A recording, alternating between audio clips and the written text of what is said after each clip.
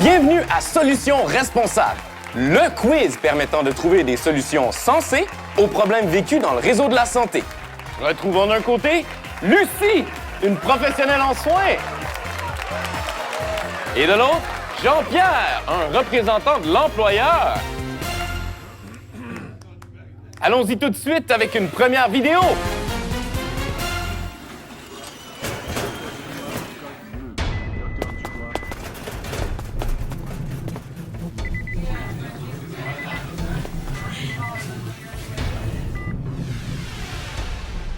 On le sait, la surcharge de travail est un problème criant dans le réseau de la santé.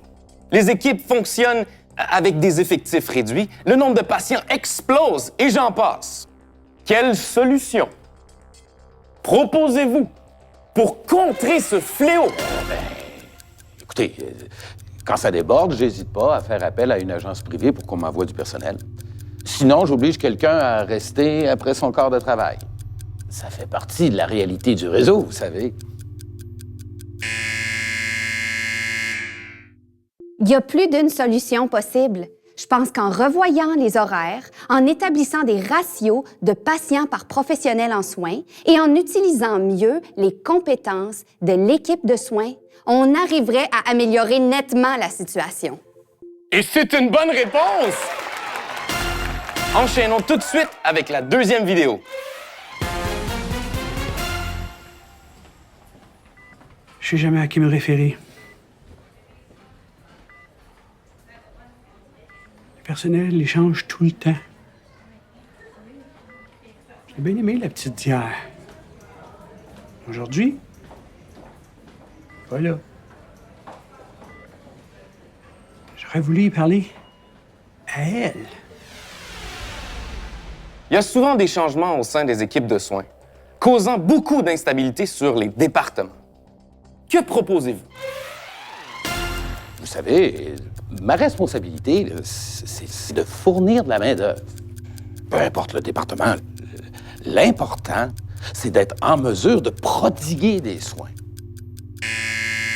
Et c'est une mauvaise réponse. Il n'y a aucun doute pour moi, ça prend des équipes stables pour donner des soins sécuritaires, accessibles et de qualité.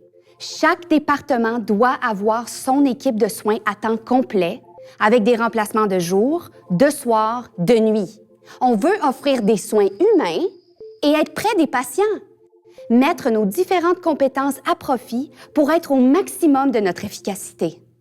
Et c'est une autre bonne réponse. Passons maintenant à la troisième et dernière vidéo.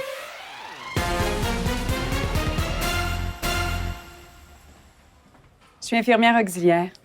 Mon horaire prévoit 2 jours de travail par semaine. Bien entendu, je travaille plus que ça, parce que je dois gagner ma vie, subvenir aux besoins de ma famille. Mais je sais jamais quand ça va être. Le soir, le jour, la nuit, la semaine, la fin de semaine. La précarité d'emploi touche de nombreuses professionnels en soins.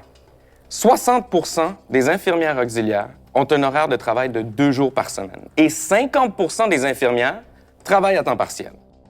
Qu'est-ce qu'on peut faire avec ça selon vous? C'est simple. Il faut afficher des postes à temps complet.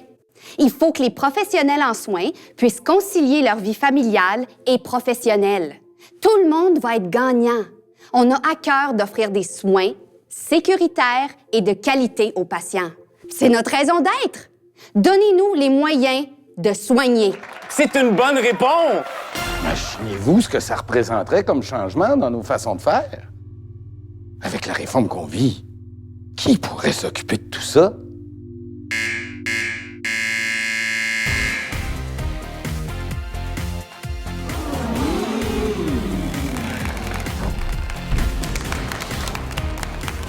Monsieur le ministre, faites quelque chose.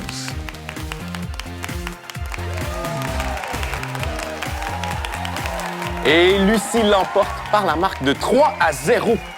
Mais ce qui est important de retenir, c'est que si les solutions qu'elle met de l'avant se concrétisent, c'est toute la population qui en sortira gagnante. Merci et bonsoir tout le monde!